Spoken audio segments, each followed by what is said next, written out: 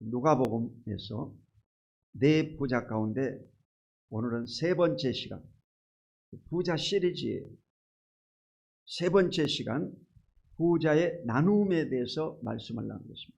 한번 따라하겠습니다. 부자의 나눔. 부자의 나눔.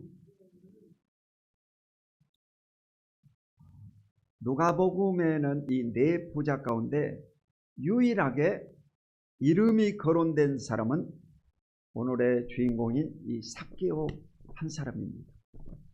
그러니까 4명 가운데 1명이니까 25%잖아. 4명 가운데 1명만 구원받았다, 이렇게 말할 수가 있습니다. 왜 그의 이름이 거론되었을까요? 그것은 그가 선택받은 자로서 구원받았기 때문인 것입니다. 오늘은 이 삭개오를 통해서 부자의 나눔이라는 제목으로 함께 은혜 나누기를 원합니다. 첫 번째, 이 삭개오는 누구인가? 오늘 본문의 19장 1절 2절을 다 같이 읽겠습니다. 시작. 예수께서 여리고로 들어가 지나가시더라. 삭개오라 이름하는 자가 있으니 세리장이요 또한 부자라. 자, 이 예수님께서 여리고로 들어가 지나가시더라. 여리고는 원래 히브리 말로 향기라고 하는, 향기, 봄의 이름이에요. 향기. 그래서 예루살렘의 동북 29km, 예루살렘 수도에서 가까운 지역이다 이 말이에요. 이스라엘 나라의 지도에 보면 저 북쪽에는 갈릴리 바다가 있고 저 중간 지대는 이제 이 데드시어, 사해 바다가 있어요. 사해 바다. 그 사해 바다 부근이 바로 예루살렘이고, 예루살렘 옆에 이 여리고의 오늘 배경을 가지고 말씀을 나누고 있는 것입니다. 이곳에 바로 삭개오라고 하는 이름을 가진 부자와 세리장이 있었다는 것입니다. 삭개오라는 이름은 히브리 말로 자카이라고 하는데 순수하다 이 말이에요. 순수하다. 그러니까 이 자기 부모가 그 아들의 이름을 지을 때 순수하게 지은, 순수하라고, 순수하라고. 아멘.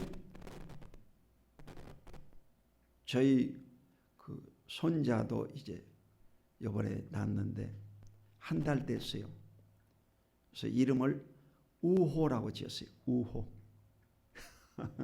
요즘 너무 이게 협상을 안 하고 그러잖아. 그러니까 우호적이어라 이 말이에요. 상호 우호적이어라.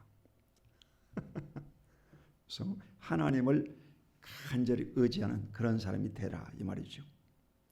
자, 이 삭개오라 이름하는 자가 있으니 세리장이요 부자다. 그러니까 이 여리고의 세리장이고 부자니까 부자가 될 수밖에 없지. 수도 부근에 있는 세무서가 제일 돈이 많죠. 이래서 이 당시에 이 세리장은 뭐냐? 바로 로마의 압지하에 있는 이 예루살렘이었기 때문에 이 세무서 서장은 뭘 하느냐? 세금을 직접 징수하기도 하지만 이 세금을 청부 하청을 맡겨가지고 걷어들이기도 하는 것입니다. 이래서 협박하고 공갈치고 또 강제로 징수해가지고 세금을 많이 걷어들인 다음 일정 금액을 로마 정부에다가 상납하고 나머지 것을 전부 자기가 이제 소유하게 되는 것입니다. 그러니까 부자가 될 수밖에 없지. 이래서 민원이 발생하고 사람들이 그를 존경하지 않고 전부 다 나쁜 사람으로 취급받는 당시의 직업 가운데 제일 안 좋은 직업이 바로 이 세무서 세리들이었어요. 여러분. 우리가 어렸을 때도 보면 제일 무서운 사람이 뭡니까? 이 술조사라고 있었어요. 옛날에 밀주, 술을 만들어 먹었는데 이 동네에 술조사 떴다 이러면요 뭐 벌벌 떨고 사람들이 술을 그 화장실에다가 붓고 난리 납니다. 걸리면 벌금 맞고 혼나거든. 여러분 잘 모를 거예요. 그리고 또 상감이라고 있었어요. 상감은 뭐냐면 이 소나무라든지 산의 나무를 이제 함부로 베어다가 불로 땔감 떼버리니까 상감이 뜨면 또 난리 납니다. 그렇죠? 이래서 세무서 직원 뜨면 벌벌 떱니다. 여러분 같은 경우는 요즘은 그 자동차 몰고 다니다가 경찰이 여러분 가까이 오면 겁이 나지. 그 잘못도 안 했는데도 겁이 나는 거예요. 그래서 요즘은요 30km, 50km 이 속도 제한이 달라졌어요. 옛날에는 경제 속도 60km라고 다 이제 60km로 알고 있는데 요즘 50km라 해가지고 50km로 안 가면요 그냥 벌금 나오네. 무서운 세상이야.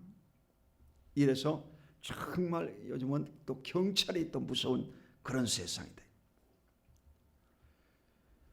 이래서 이 사람이 큰 부자다 그랬어요. 부자. 자, 마태복음 9장 11절에도 보면 바리새인들이 보고 그의 제자들에게 이르되 어찌하여 너희 선생은 세리와 죄인들과 함께 잡수시느냐. 자, 이 본문의 배경은요 세리 마태. 이 마태는 예수님의 12제자 가운데 한 사람이죠. 그리고 그의 이름이 네이라고도 부릅니다. 네이. 근데 이 세리 마태는 어디서 부름 받았느냐? 이 사람도 세관, 세무서에서 부름을 받았어요. 일하다가 나를 따르라 해가지고 예수님의 제자가 된 사람이요. 그건 장소가 어디냐? 가버나움이었어요. 가버나움은 바로 예수님이 초창기 저 갈릴리 지방 갈릴리 호수 있는 부분에 가버나움이 있어요. 그래서 그 가버나움의 세무서 직원이었어요. 이 서장은 아니요. 근데 이 세무서 직원이었는데 이 사람은 이 주를 따를 때 재산을 바쳤다. 뭐 이런 얘기 없습니다. 그래서 몸을 바친 사람이에요. 몸을 바쳐서 주를 따라가 헌신한 사람이 세리 마태였다. 그래서 이 마태를 부르면서 사람들이 전부 다 욕을 했습니다. 어떻게 너희 선생은 저 세리와 죄인들과 함께 잡수시느냐. 유대인은요 이방인하고 원래 밥을 같이 먹지 않습니다. 우리나라도 옛날에 양반 쌍놈할 때 이 쌍놈들하고 여러분 말을 하지 않고 결혼도 안 했습니다. 여러분 쌍놈하고는 그렇잖아요. 여러분 우리 애할아버지가 원래 이 김해김씨 진사였는데 이 갓을 이렇게 높은 갓을 쓰고 있지 않습니까?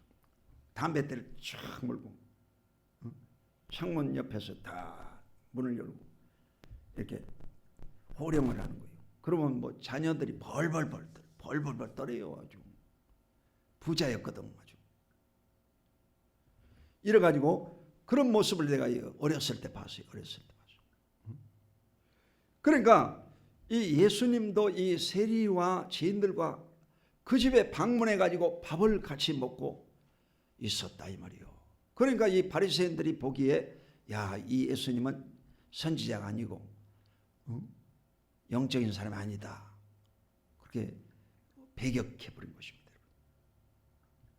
그때 예수님 뭐라고 하냐면 내가 의인을 부르러 온 것이 아니라 죄인을 불러 해결시키러 왔다. 그렇게 말했어요.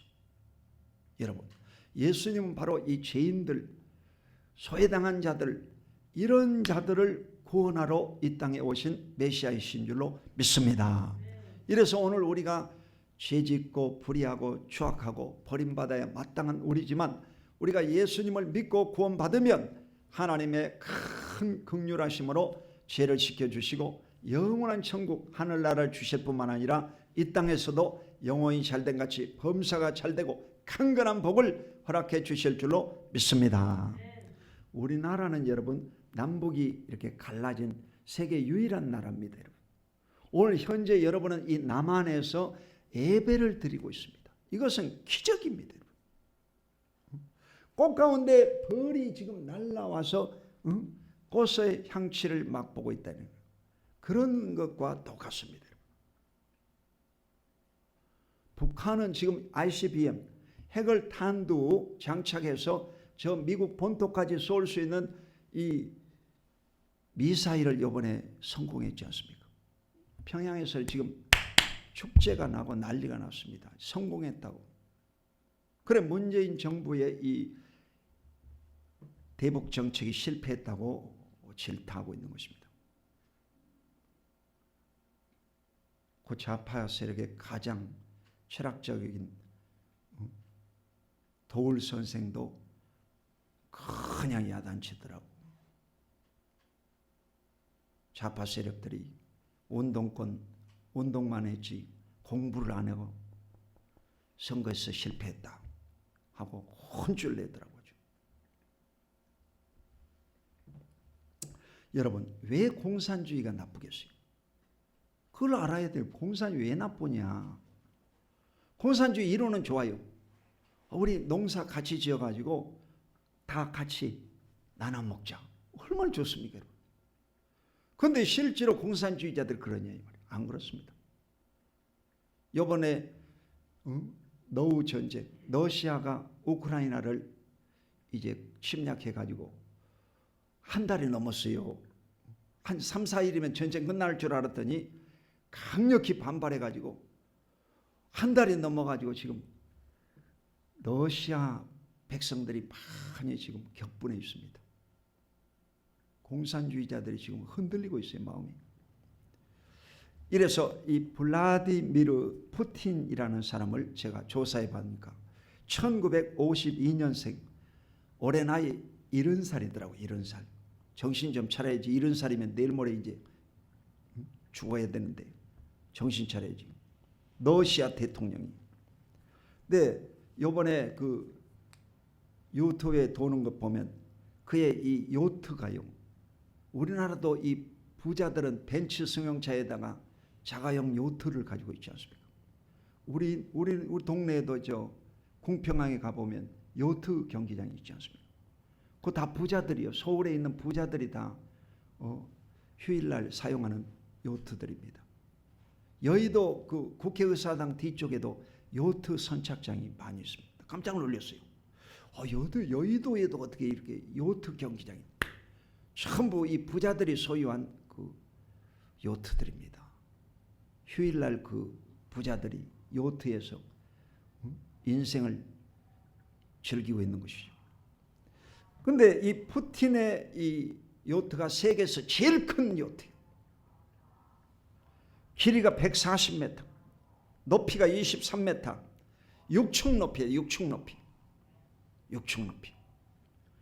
헬기장이 2개가 있고 수영장이 있고 병원도 있고, 와, 나라야 나라.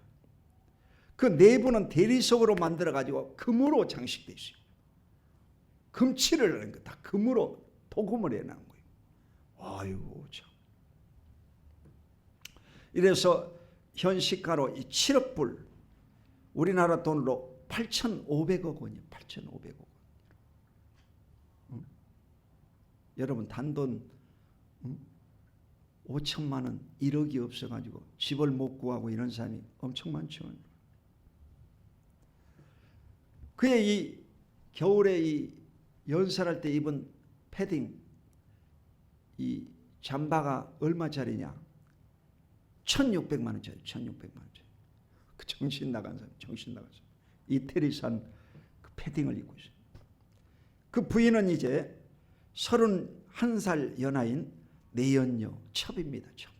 그래서 세 남매를 낳고 지금은 스위스 별장에 대피시켜놨어요. 스위스는 중립국가잖아요. 전쟁이 없는 나라. 그러니까 그곳에다가 옮겨놨어요. 그 이 부인의 이름 나이는요 39살이더라고 계산해 보니까. 이게 러시아 공산주의자들의 마인드 생각이다. 공산주의자들. 이래서 뉴시스라고 하는 이 언론 매체에서 러시아 군인 사망자를 보니까 1,351명, 부상은 3,825명. 러시아 방송에서 이 방송한 이 숫자입니다. 나토, 이 북대서양 조약기구인 나토에서 발표한, 아군에서 이제 발표한 것은 뭐냐? 7,000명 내지 15,000명이 사망했다라고 말하고 있습니다. 그리고 장군들, 이 별자리들 있지 않습니까? 러시아 별자리가 죽은 사람이 5명 내지 7명까지 죽었다. 다른 또 정보에 보니까 15명이 죽었다라고 얘기하더라고요. 최근에 이 별 2개짜리가 잡혀서 총살당해 죽었습니다. 그만큼 여러분요, 지금 러시아가 고전을 면치 못하고 전쟁에서 고통당하고 있습니다. 패전할 수도 있습니다. 여러분, 공산주의는 아주 무섭습니다. 그 왜 무섭냐? 인본주의자들이요. 하나님이 안 계셔요. 하나님이 안 계셔. 인본주의자들, 무신론자들입니다. 러시아 정교회도 마찬가지고, 이 정교회가 바로 정치와 연합해가지고 개신교는 개신도인데 타락한 종교를 말하는 거예요. 콘크리트처럼 굳어져 있는 거예요. 성령이 역사하지 않고. 그걸 바로 정교회들이라고 해요. 정교회. 그러니까 러시아가 지금 전 세계 손가락질을 받고 욕을 얻어먹고 고통당하고 있는 것입니다. 잘못된 이 사상이 그렇게 만든 거예요. 그러므로 이 대한민국에도 약 50%의 이 좌파 세력들, 공산주의를 지지하는 자들이 많습니다. 생각을 바꿔야 돼요, 여러분. 우리나라가 절대적으로 하나님을 섬기고 하나님 앞에 하나가 되어야 될 줄로 믿습니다. 자, 두 번째로 이 삭개오의 예수에 대한 관심을 살펴보겠습니다. 누가복음 19장 3절로 4절 시작. 그가 예수께서 어떠한 사람인가 하여 보고자 하되 키가 작고 사람이 많아 할 수 없어 앞으로 달려가서 보기 위하여 돌 무화과 나무에 올라가니 이는 예수께서 그리로 지나가시게 되밀어라. 자, 이 삭개오가 바로 소문을 들었을 거 아닙니까? 예수님은 그 세리들, 또 우리 직업을 가진 사람들도 좋아하고 또 죄인들과 같이 식사도 하고 잠도 주무시고 그런다고더라. 그런 관심을 소문을 들었을 거 아닙니까? 그러니까 예수님이 어떤 분인가 한번 나도 봐야 되겠다 하고 기회가 왔다 이거야. 지금 여리고로 지나간다는 거지. 소식을 들었어요. 직원들이 다 빠져나가 일을 않고 밖에 나가 있는 거예요. 그러니까 이 세무서장도 이제 이게 뭔 일인가 하고 밖에 튀어나온 거예요.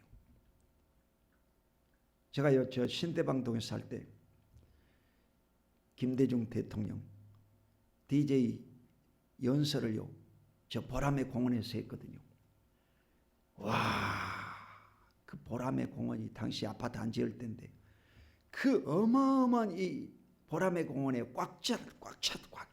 와, 인산이네요. 깜짝 놀랐어요.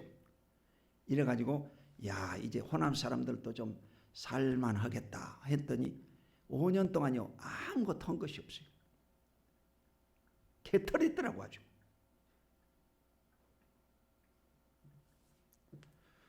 여러분, 절대적으로 예수님이 오니까 막 인산이네, 막 발디딜 틈이 없어요. 이래서 이 다른 성경에 보면 이 뽕나무 위에 올라갔다고 했어요. 우리가 그렇게 알고 있는 거예요. 어린아이 때 그렇게 들었지 않습니까? 뽕나무가 아니고 돌 무화과나무라. 무화과나무 위에 올라갔다 이 말이에요. 무화과나무. 그래서 예수님이 지나가는 것을 쳐다본 것입니다. 자, 신앙생활이라고 하는 것은요, 관심이 있어야지 하나님 앞에 접근할 수가 있습니다. 아멘.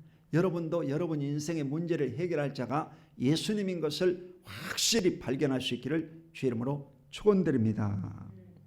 세 번째, 이 삭개오의 부르심을 보겠습니다. 누가복음 19장 5절로 7절 시작. 예수께서 그곳에 이르사 쳐다보시고 이르시되 삭개오야 속히 내려오라. 내가 오늘 내 집에 유하여 하겠다 하시니 급히 내려와 절구하며 영접하거늘 무사람이 보고 수군거려 이르되 저가 죄인의 집에 유하여 들어갔도다 하더라.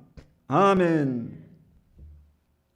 자, 이 예수님이 지나가다가 이 뽕나무에 있는 삭개오를요 발견한 거예요.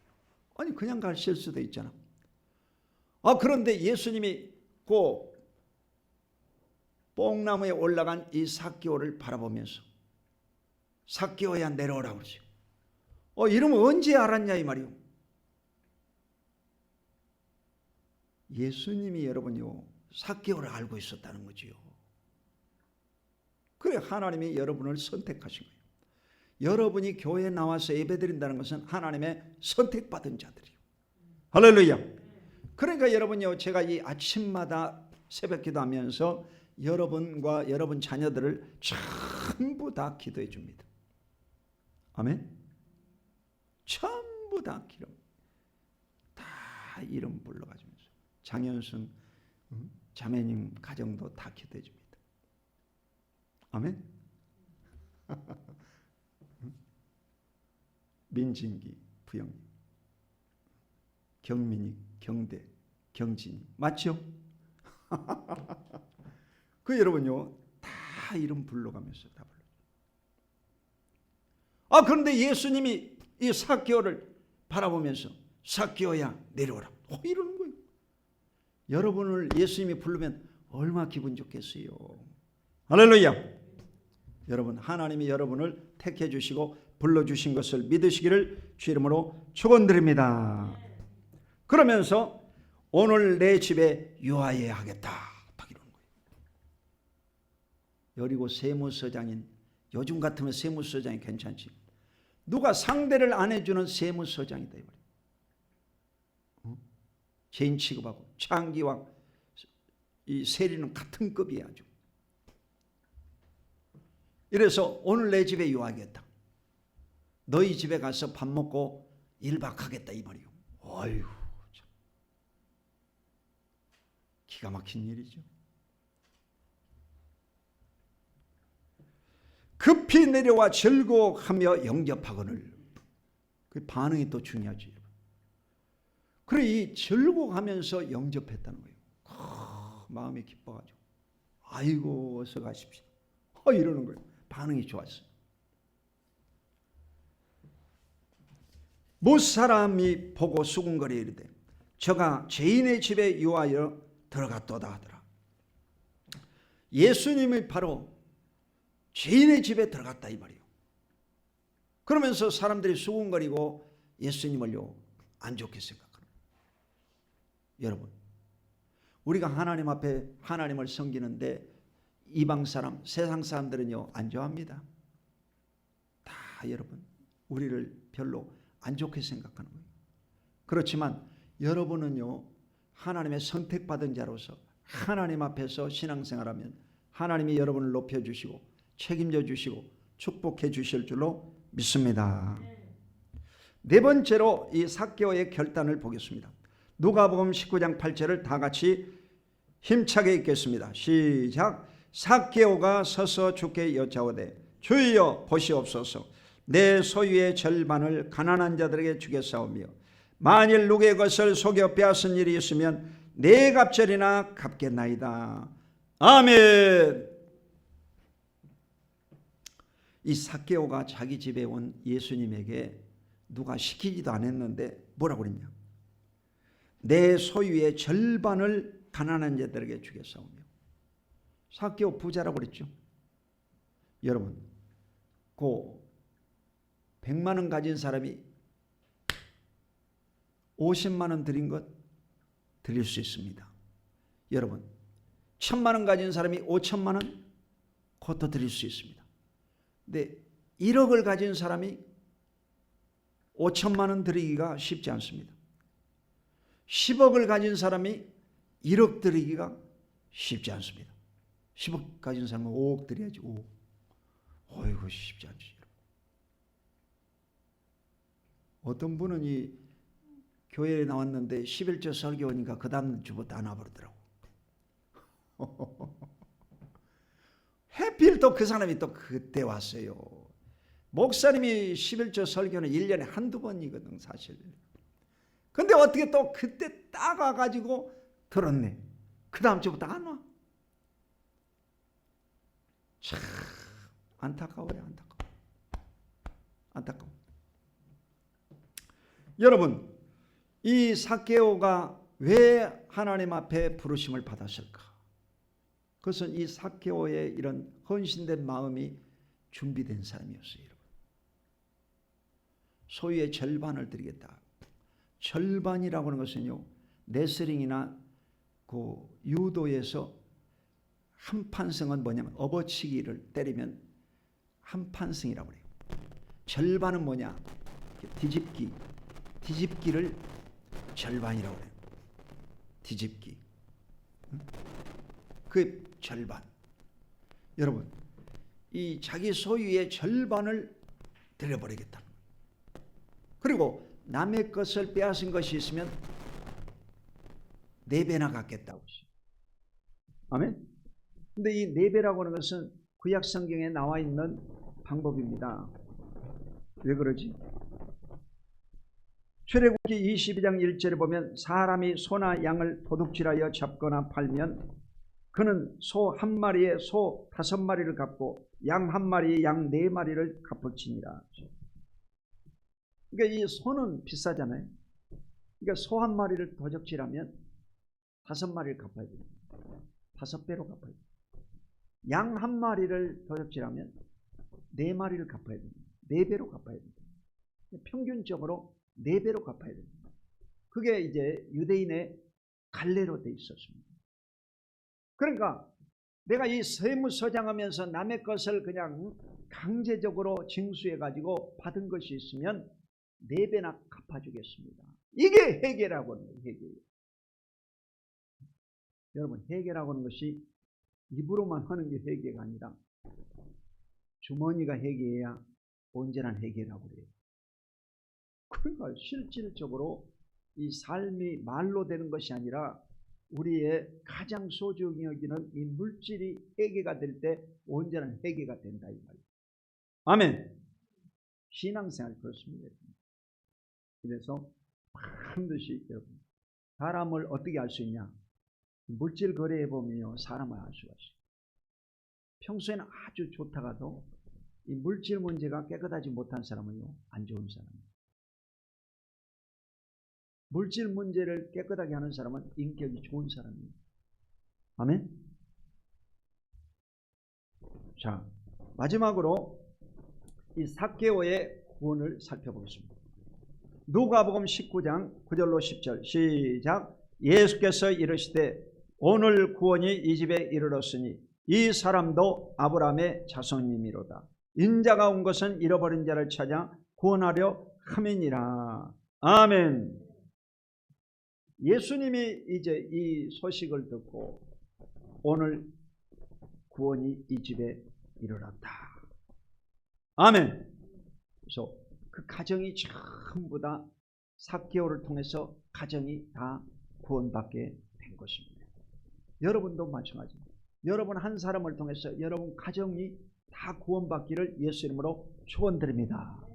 사도행전